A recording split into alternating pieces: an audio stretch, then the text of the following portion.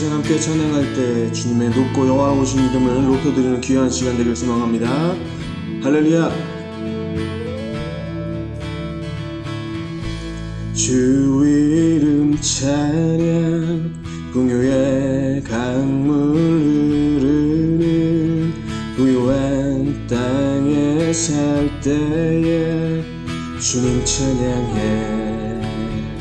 주 이름 찬양, 주 이름 찬양. 거칠은 광야와 같은 이산길 걸어갈 때도 주님 찬양해.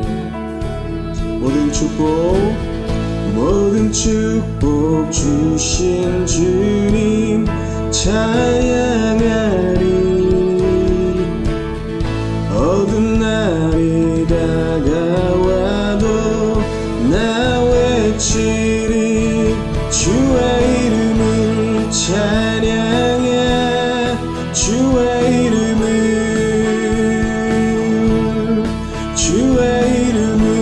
찬양해. 영화로운 주 이름 찬양.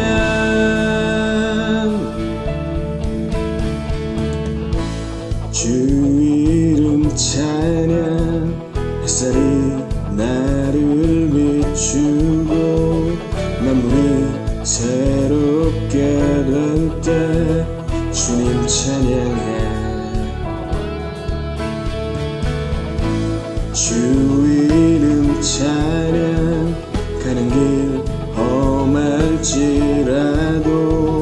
고통이 따를지라도 주님 찬양해. 모든 축복 주신 주님 찬양하리. 어두운 날이 다가와도 나 외치리. 주의 이름을 찬양해. 주의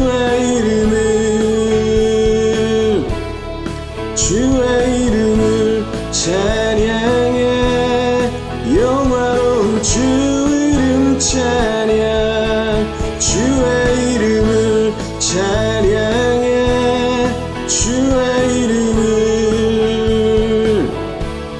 주의 이름을 찬양해. 영화로운 주 이름 찬양. 주님은 주시며 주님은 찾으시네. 내 맘에 하는 말 주 찬양합니다. 주님은 주시며 주님은 찾으시네. 내 맘에 하는 말 주 찬양합니다. 주의 이름을 찬양해. 주의 이름을 찬양해. 영화로운 주 이름 찬양. 주의 이름을 찬양해. 주의 이름을 찬양해. 영화로운 주 이름 찬양. 할렐루야. 영화로우신 그 주님의 이름을 높여드리길 소망합니다. 우리 하나님께 영광의 박수 올려드립니다. 아멘.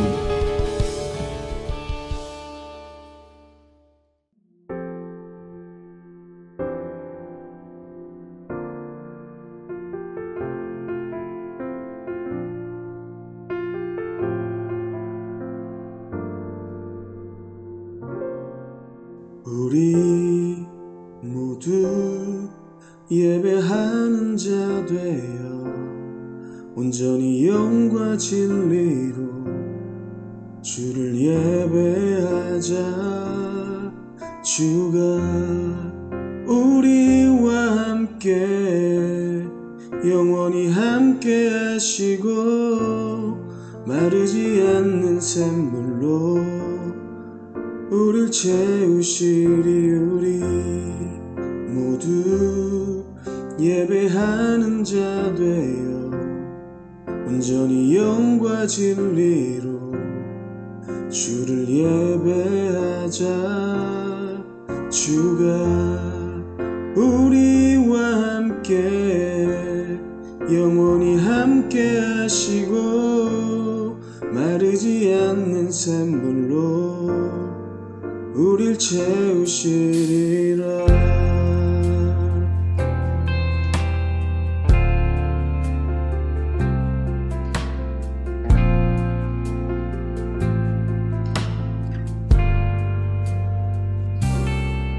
우리 모두 예배하는 자 되어 온전히 영과 진리로 주를 예배하자. 주가 우리와 함께 영원히 함께 하시고 마르지 않는 샘물로 우릴 채우시리. 우리 모두 예배하는 자 되어 온전히 영과 진리로 주를 예배하자. 주가 우리와 함께 영원히 함께 하시고 마르지 않는 샘물로 우릴 채우시리라. 모두 예배하는 자 되어 온전히 영과 진리로 주를 예배하자.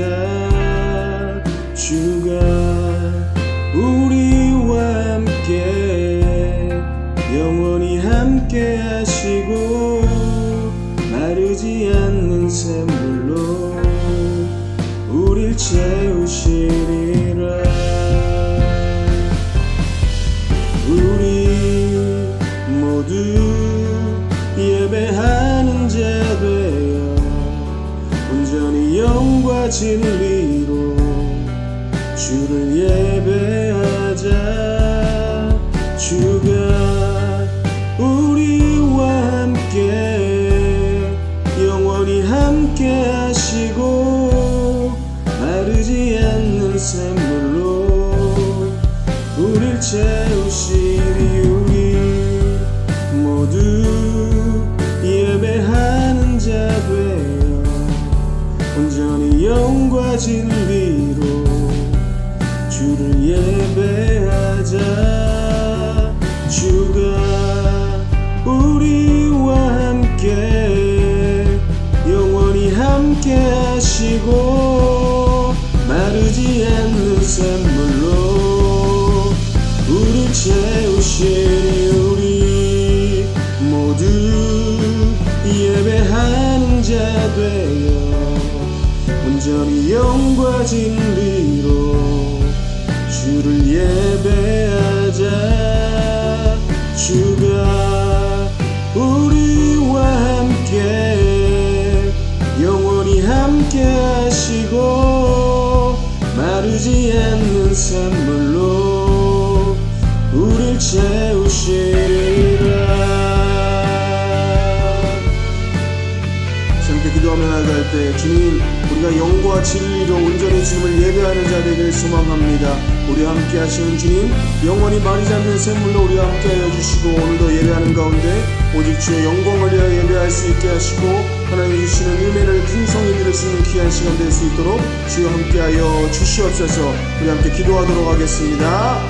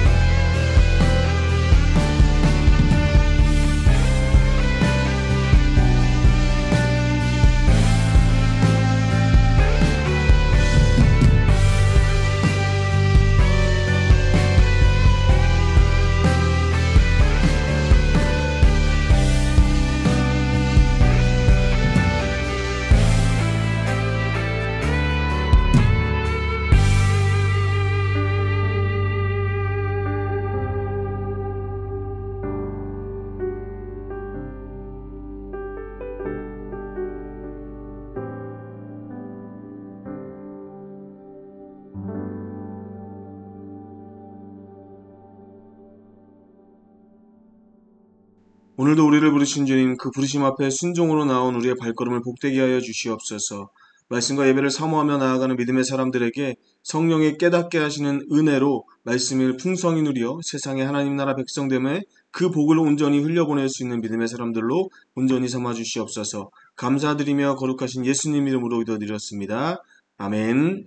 오늘 하나님이 주시는 말씀 시편 139편 1절에서 12절입니다. 여호와여, 주께서 나를 살펴보셨으므로 나를 아시나이다. 주께서 내가 앉고 일어섬을 아시고 멀리서도 나의 생각을 밝히 아시오며 나의 모든 길과 내가 눕는 것을 살펴보셨으므로 나의 모든 행위를 익히 아시오니 여호와여, 내 혀의 말을 알지 못하시는 것이 하나도 없으시니이다. 주께서 나의 앞뒤를 둘러싸시고 내게 안수하셨나이다. 이 지식이 내게 너무 기이하니 높아서 내가 능히 미치지 못하나이다. 내가 주의 영을 떠나 어디로 가며 주의 앞에서 어디로 피하리이까. 내가 하늘에 올라갈지라도 거기 계시며 스올에 내 자리를 펼지라도 거기 계시니이다. 내가 새벽 날개를 치며 바다 끝에 가서 거주할지라도 거기서도 주의 손이 나를 인도하시며 주의 오른손이 나를 붙드시리이다. 내가 혹시 말하기를 흑암이 반드시 나를 덮고 나를 두른 빛은 밤이 되리라 할지라도 주에게서는 흑암이 숨기지 못하며 밤이 낮과 같이 비추이나니 주에게는 흑암과 빛이 같음이니이다. 아멘. 오늘 코람데오 신앙이라는 제목으로 수요 예배 말씀 전하겠습니다. 기독교 영성은 코람데오 신앙입니다. 하나님 앞에서 라는 뜻의 코람데오는 라틴어로 앞에서 라는 뜻의 코람과 하나님을 뜻하는 데오스의 합성어입니다. 신앙생활 가운데 하나님 앞에서, 여호와 앞에서 라고 말하는데 코람데오의 의미는 하나님 보시기에 온전히 행하라는 것입니다. 즉 모든 행동을 하나님께서 보고 계시다는 하나님의 주권을 인정하는 말입니다. 한 수도사와 새 한 마리의 이야기가 있습니다. 어느 날 수도원 원장이 형제들에게 아무도 보지 않는 곳에 가서 새 한 마리를 죽여오라고 했습니다. 1명, 2명 형제들이 새를 죽여서 수도원으로 돌아와서는 어떻게, 어디서 새를 죽일 수 있었는지 자기가 찾은 은밀한 장소에 대해서 이야기를 했습니다. 어떤 형제는 깊은 숲에서 아무도 없는 곳을 찾았다고 말하고, 또 어떤 형제는 깊은 산속에 오두막이 있어서, 또 어떤 형제는 처음 발견한 동굴에서 등등의 이야기를 나누었습니다. 그때 풀이 죽은 듯이 힘없이 한 형제가 돌아왔습니다. 그 새장에는 새가 그냥 살아 있었지요. 형제들이 저마다 한마디씩 새를 죽여오지 못한 형제의 무능력함에 대해서 쑥덕거리고 있을 때 원장은 형제에게 왜 새를 죽이지 않고 그냥 돌아왔는가 물었습니다. 형제는 대답합니다. 아무리 깊은 산중에 가보아도, 또 사방이 벽으로 가려진 움막으로 들어가 보아도 하나님이 계시지 않고 보시지 않는 곳이 없었기에 새를 죽일 수 없었습니다. 개인적으로 이 단순한 예화를 대할 때면은 마치 한 점의 작은 그림 앞에 잠시 머무는 느낌이 듭니다. 사람들이 보기에 좀 아둔해 보이고 답답해 보여도 이처럼 우리들은 하나님의 사람으로서 매 순간 하나님 앞에 서 있다는 깨어있는 영적 의식, 영성이 있는가를 잠시 묵상하게 하기 때문입니다. 오늘날 영성에 대한 정의는요, 아주 다양합니다. 신학사조는 일반적으로 영성을 하나님과의 깊은 관계에 있는 상태라고 정의를 내리고, 유명한 영성가인 토마스 머튼은 영적인 삶을 위하여 우리의 마음을 비우는 것이다 라고 말하고요. 헨리 나우에는 영적인 삶은 우리를 세상에서 멀어지게 하는 것이 아니라 세상 속에 깊이 들어가게 한다고 말합니다. 이 외에도 영성에 대한 해석은 정말로 많습니다. 모두 맞는 말이죠. 그러나 중요한 것은 기독교 영성은 삼위일체 하나님의 임재를 분명히 믿고 인식하고 체험하는 영의 감각과 삶의 진실한 모습이 합해진 것이다 라고 정의 내릴 수 있을 것입니다. 한마디로 기독교 영성은 코람데오, 하나님 앞에서 신앙입니다. 즉 하나님, 그리스도, 예수, 성령님을 점점 더 알아가고 하나가 되고 깊이 체험하면서 삶에서 그 가르침과 모습을 나타내면서 살아가는 것입니다. 지난 2년 동안 코로나19 팬데믹 상황으로 전 세계적으로 삶의 스타일이 정말 많이 바뀌었습니다. 이제는 종식되지 않고 주기적으로 발생하거나 풍토병으로 고착된다는 엔데믹이라는 말이 나왔는데요.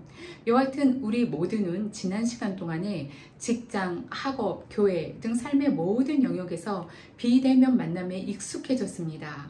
안타깝게도 그만큼 우리의 신앙도 세상에 물들어서 빈약해진 것도 사실이고, 그러나 다른 한편으로는 이 팬데믹의 상황이 신앙인 한 사람 한 사람에게 가장 중요한 코람데오 신앙에 대해서 많은 것을 깨닫게 해주고 각성하게 만드는 기회가 되었다는 것은 분명히 감사한 일일 것입니다.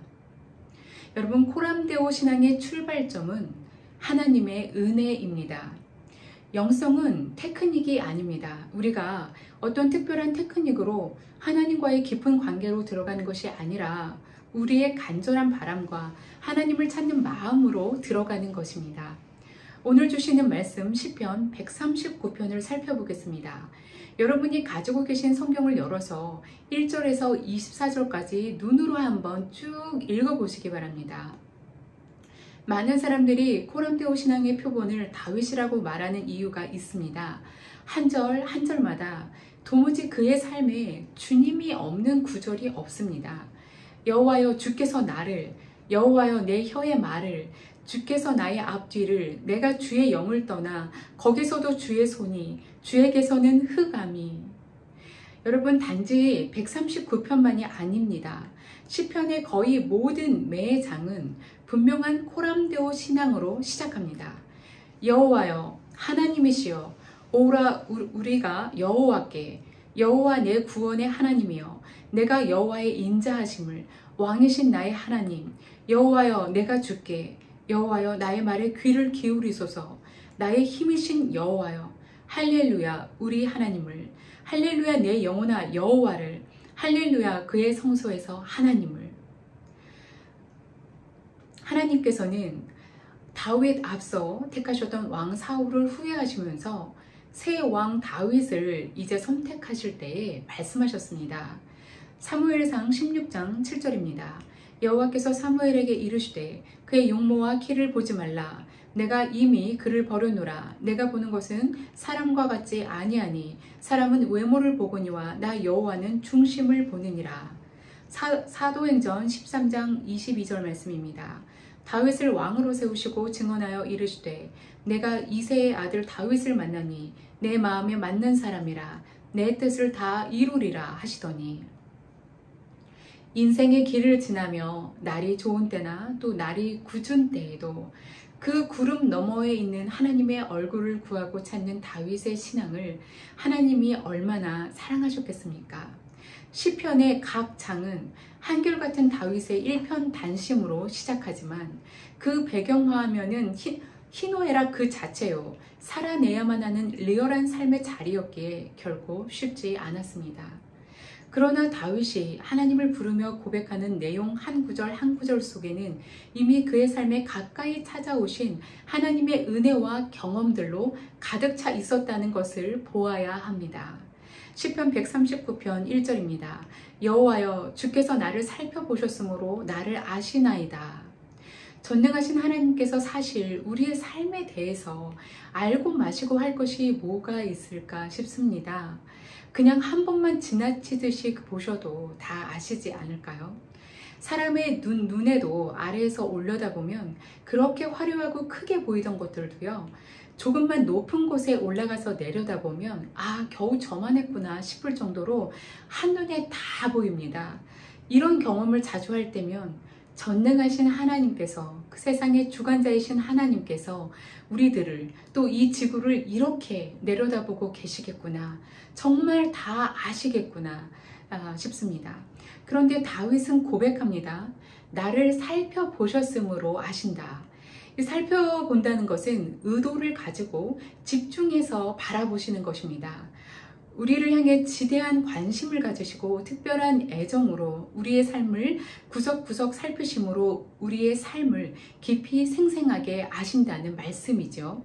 다윗이 경험한 이 살가운 고백에서 우리와 친밀한 관계를 맺으시길 기뻐하시는 하나님의 성품을 느낄 수 있습니다. 시편 139편 2절입니다. 주께서 내가 앉고 일어섬을 아시고 멀리서도 나의 생각을 밝히 아시오며. 히브리 언어 속에서 안다라는 말은 단순히 정보를 아는 지식적인 말을 표현하지 않습니다. 1절과 2절 가운데 연속해서 주께서 나를 아신다라는 고백은 하나님과 다윗 사이에 인격적인 관계에 어떠함이 묻어나 있는 고백입니다. 여러분도 이러한 고백을 하시는 축복이 있으시기를 바랍니다. 저희들은 누군가가 나를 안다고 할 때 또는 내가 누군가를 안다고 할 때 이 표현을 쉽게 쓰지는 않습니다. 그래서 때로는 저는 잘 알지는 못해요. 그것만 겨우 압니다. 뭐 이렇게 하고 물러날 때가 참 종종 있습니다. 왜 그럴까요? 나와 그 사람 사이에 인격적인 깊은 관계는 없었기 때문에 그런 것입니다. 그러나 시편 속에서 다윗의 고백은 어떻습니까? 주께서 내가 앉고 일어섬을 아신다. 일반적으로 히브리 언어에서 이 앉고 일어서다라는 표현은 앉는다는 평안할 때, 그리고 일어선다는 괴롭고 또 말 그대로 일이 많을 때 일어선다라는 뜻으로 쓰여집니다. 이와 같은 표현이 신명기에도 나오죠. 신명기 6장 7절입니다. 내 자녀에게 부지런히 가르치며 내 집에 앉았을 때에든지 길을 갈 때에든지 누워있을 때에든지 일어날 때에든지 이 말씀을 강론할 것이며, 이처럼 나의 앉고 일어섬을 아신다라는 것은 나의 생활 모두를, 그리고 여러분과 저의 인생살이 전체를 아신다라는 것입니다. 또한 이어지는 말씀, 또한 멀리서도 나의 생각을 아신다. 생각을 아신다는 것은요, 외면만이 아니라 우리의 내면 깊은 곳까지 다 아신다라는 것인데, 멀리서도 아신다라는 것은 물리적이고 공간적인 이러한 거리만이 아니라 오래전에 내일도 이미 아신다. 나는 잊었을지라도 하나님은 나의 오래전, 정말 내가 태어난 그 순간, 아니 나를 모태 짓기 전부터도 나의 모든 것을 아신다라는 시간상의 의미도 들어 있습니다. 잠시 요즘에 어디 가나 곳곳에 있는 인공지능 센서가 좀 생각나는데요. 싱가포르에서 이 트레이스 투게더 칩이죠. 이 가방 속에 제가 넣어가지고 다니면 센서가 민감한 곳을 지날 때면요, 그냥 제가 들어오고 나갈 때마다 막 소리가 계속 납니다. 또 팔목에 또 바디 센서가 달린 시계를 차고 심박수를 재며 운동하시는 분들이 요즘에는 정말 많지요. 우리의 하나님께서는 이런 단순한 센서의 차원이 아니라 살아계신 눈동자로 저와 여러분의 모든 인생에 앉고 일어섬의 순간에 관심을 가지신다니, 범사에 우리를 향하신 그 하나님의 사랑이 얼마나 깊으신지 모르겠습니다. 시편 139편 3절에서 5절입니다. 나의 모든 길과 내가 눕는 것을 살펴보셨으므로 나의 모든 행위를 익히 아시오니 여호와여, 내 혀의 말을 알지 못하시는 것이 하나도 없으시니이다. 주께서 나의 앞뒤를 둘러싸시고 내게 안수하셨나이다. 일반적으로 나의 길은요, 공적인 길을 말하고요. 여기서 눕는 것은 사적인 생활과 휴식의 삶의 그 양태를 표현하는 말입니다. 하나님께서는 우리가 공과 사라고 구분짓는 생활의 양면조차도 익히 잘 알고 계신다는 것입니다. 그래서 이 말씀을 듣고 힘이 되는 분도 있으시겠죠. 그러나 혹시 이 말씀을 듣고 하나님께서 나의 파파라치가 아니신가 이렇게 염려하는 분들이 계신지 모르겠습니다. 성도 여러분, 다윗이 이와 같은 고백을 할 수 있었던 것은 그가 매 순간, 심지어 사적인 순간에서조차도 진실하게 하나님 앞에 서려고 노력했다는 것을 엿볼 수 있어야 합니다. 다윗의 삶에 절박하고 긴박한 위기와 어려움의 순간들이 정말 많았습니다. 4절에 보면 여호와여, 내 혀의 말을 알지 못하시는 것이 하나도 없으시다고 했는데요. 한글 성경 번역은 이렇게 되어 있지만 원어를 자세히 보면 혀의 말이 없을 때에도 입니다. 즉 때로는 기도조차 말로 표현할 수 없을 정도의 절박한 순간, 어려운 고비에 막혀 사정이 몹시 급한 순간이 많았다는 것을 알 수가 있습니다. 사무엘상 30장 6절입니다. 백성이 각기 자녀들을 위하여 마음이 슬퍼서 다윗을 돌로 치자 하니 다윗이 크게 궁급하였으나 그 하나님 여호와를 힘입고 용기를 얻었더라. 이런 상황들 속에서 이어지는 5절의 고백, 주께서 나의 앞뒤를 둘러싸시고 내게 안수하셨다라는 것은 마찬가지로 그의 몸과 삶의 모든 국면을 주의 손으로 친히 보호하시고 축복하셨다는 다윗의 믿음의 고백인 것입니다. 다윗은 코람데오 신앙의 모범으로 우리에게 기억이 되지만 오늘 시편 말씀을 통해서 저와 여러분은 한 가지를 더 깨닫게 됩니다.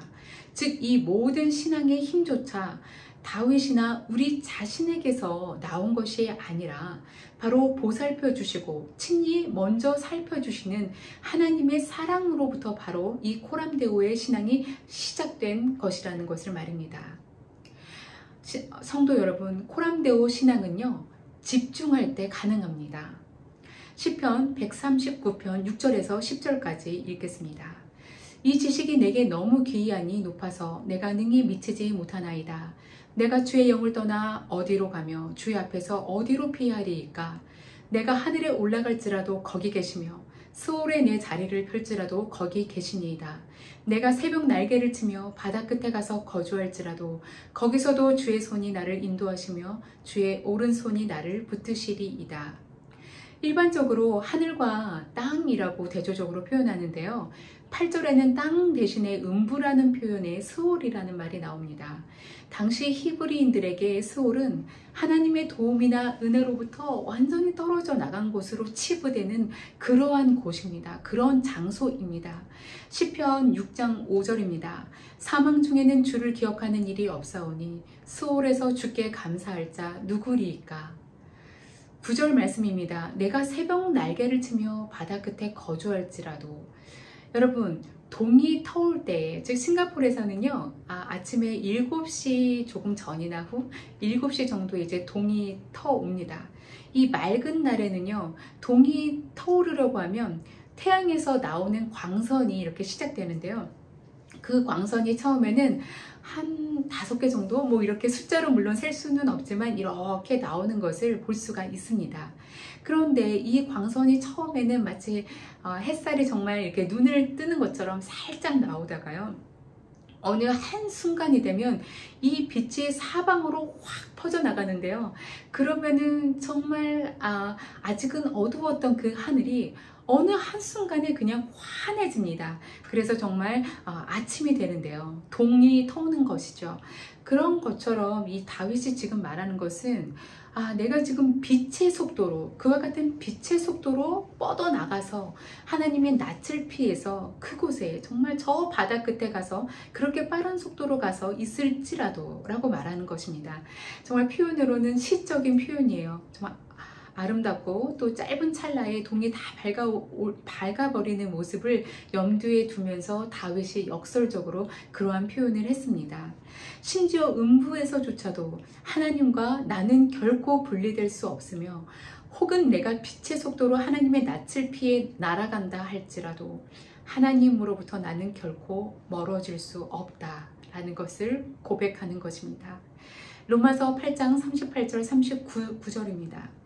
내가 확신하노니 사망이나 생명이나 천사들이나 권세자들이나 현재 일이나 장래 일이나 능력이나 높음이나 깊음이나 다른 어떤 피조물이라도 우리 주 그리스도 예수 안에 있는 하나님의 사랑에서 끊을 수 없으리라.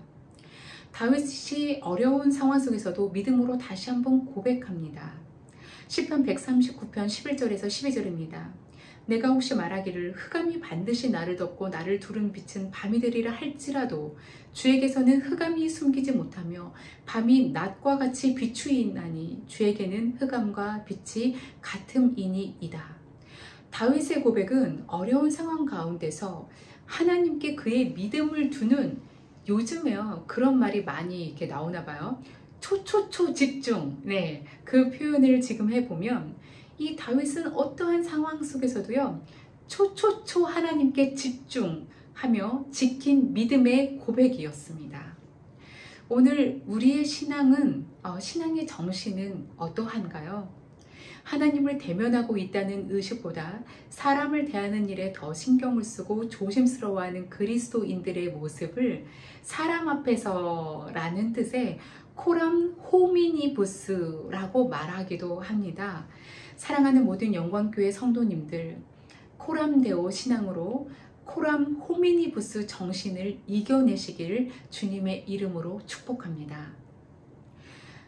한 예화를 좀 들려드리겠습니다. 16세기 영성가로 유명한 아빌라의 테레사가 부엌에서 하루는 닭고기를 먹고 있었습니다.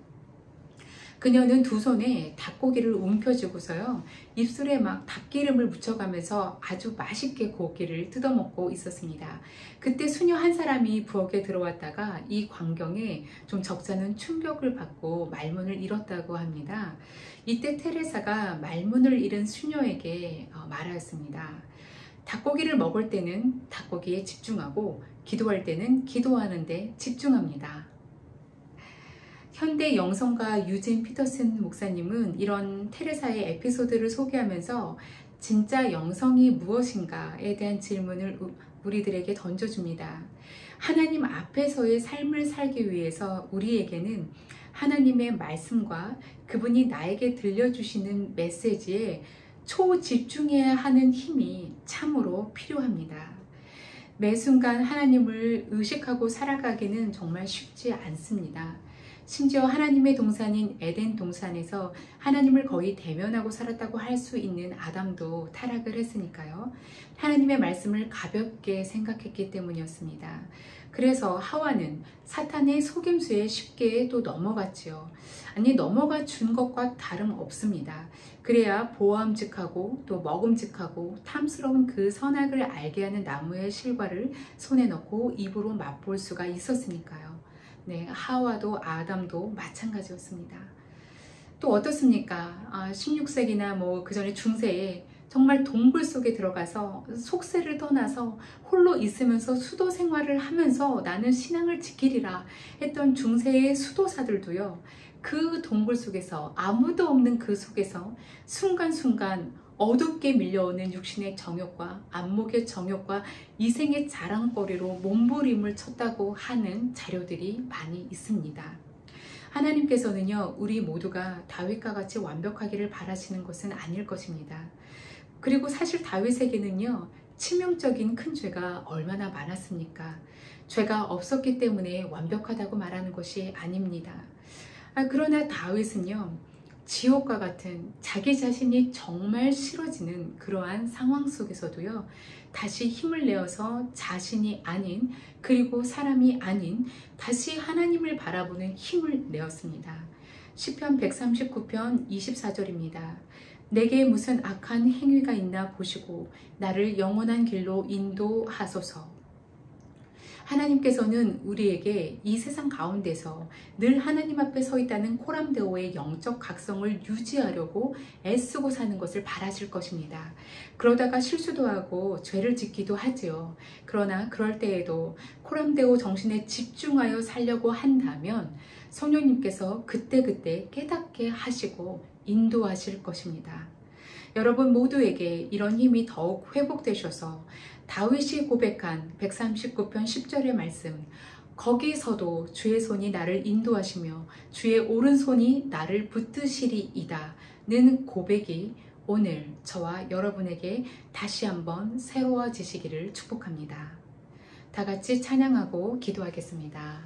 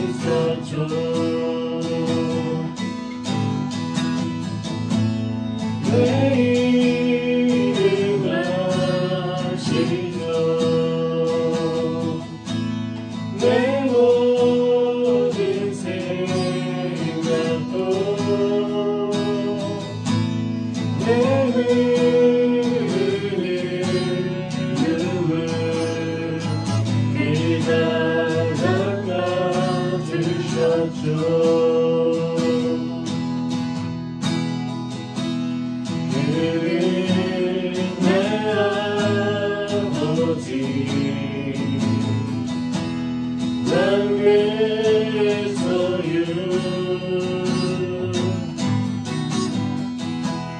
내가 어딜 가든지 날 떠나지 않죠.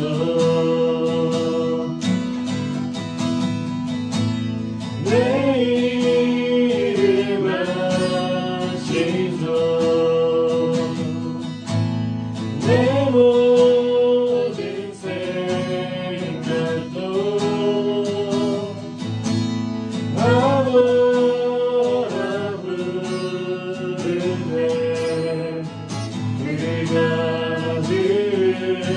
들으시죠. 첫 번째 기도 제목입니다. 전쟁 중인 우크라이나 땅에 하나님의 자비와 긍휼을 부어주옵소서. 생명을 위해 목숨을 걸고 우크라이나 땅과 주변 나라들에서 섬기고 계시는 선교사님들과 주의 종들을 붙들어 주시고 필요한 동역의 손길과 기도의 후원을 더하여 주옵소서.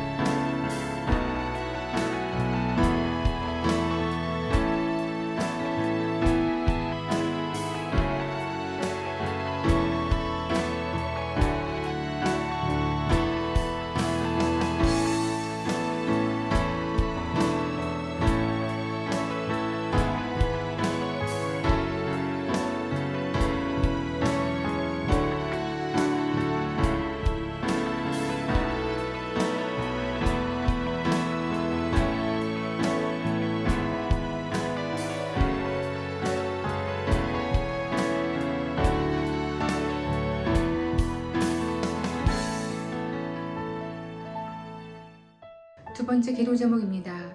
대한민국에 새롭게 세워진 리더십들을 붙들어 주시고 하나님을 두려워하는 겸손한 마음으로 나라를 위해 섬기고 헌신하는 본을 보이게 하옵소서. 속히 안정이 되어 그 시대의 부름 속에 대한민국에 주신 사명을 감당케 하옵소서.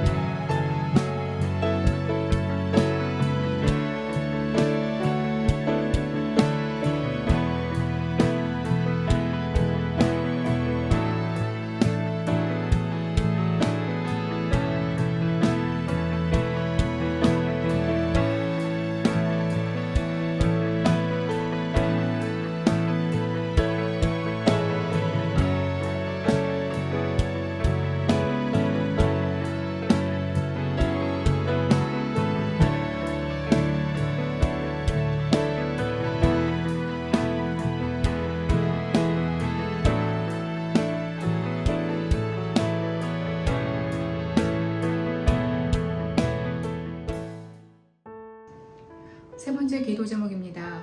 영광교회에 세워주신 담임 목사님과 교역자, 모든 리더십들과 온 교우들이 믿음과 소망, 사랑 안에서 연합하게 하시고 새 가족을 보내주시고 섬길 수 있는 주의 일꾼들도 많이 세워지게 하옵소서.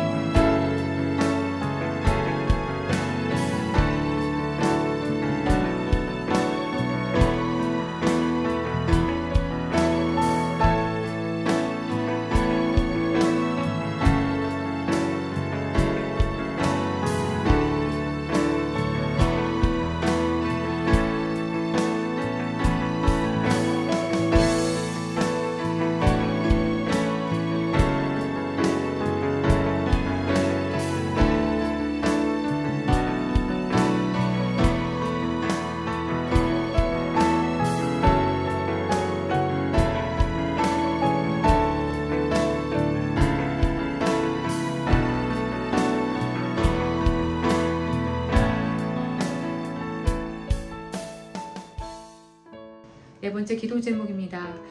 순절기를 지나는 동안 온 성도가 예수 그리스도를 더욱 묵상하게 하시며 우리에게 주신 모든 삶의 자리마다 코람데오의 신앙이 회복되게 하옵소서.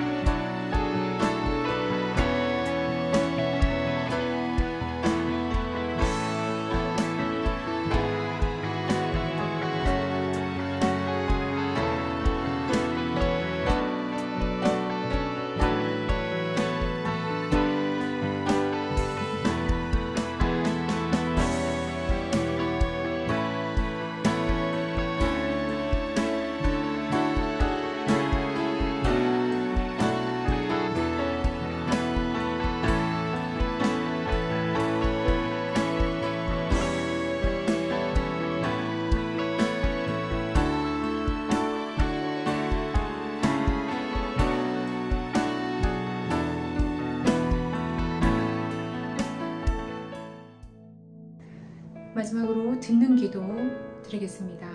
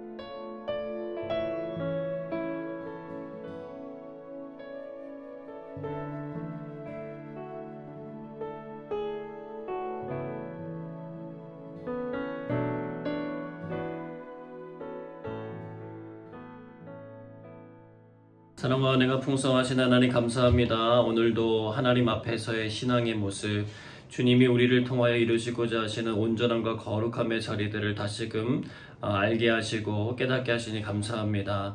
하나님이 기뻐하시는 그 삶의 자리에 나아갈 때에 어려움도 있고 힘겨운 일들도 많이 있지만 하나님 끝까지 포기하지 않고 우리를 붙들고 계시는 하나님의 사랑 바라보며 다시금 용기 내어 걸어가는 믿음의 사람들 되게 하여 주시옵소서.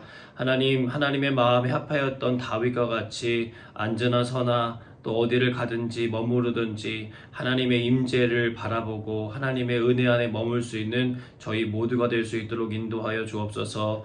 하나님, 전쟁과 기근과 질병과 여러 가지 많은 어려움들로 고통 중에 신음 중에 있는 많은 백성들 주님 긍휼히 여겨주시고 돕는 자들을 일으켜 주시며 하나님의 선한 손이 돕고 계심을 저들이 경험할 수 있도록 은혜의 주님 함께해 주옵소서. 사순절 절기 이제 다음 주면 고난주간의 모든 것들을 진행할 텐데 우리 주님의 뜨거운 사랑 그 은혜 깊이 다시 한번 경험하고 돌아서서 신앙의 온전한 길로 나아가는 저희 모두가 되게 해 주옵소서. 감사드리며 예수님 이름으로 기도드립니다. 아멘. 이제는 우리 구주 예수 그리스도의 은혜와 하나님 아버지의 그 크신 사랑하심과 성령의 내주교통 역사하심이 주님의 부름에 응답하여 나아가고자 하는 사랑하는 성도들과 함께 하사 어디에 있든지 하나님 나라의 영광을 위하여 귀하게 쓰임받게 하시기를 간절히 축원하옵나이다. 아멘.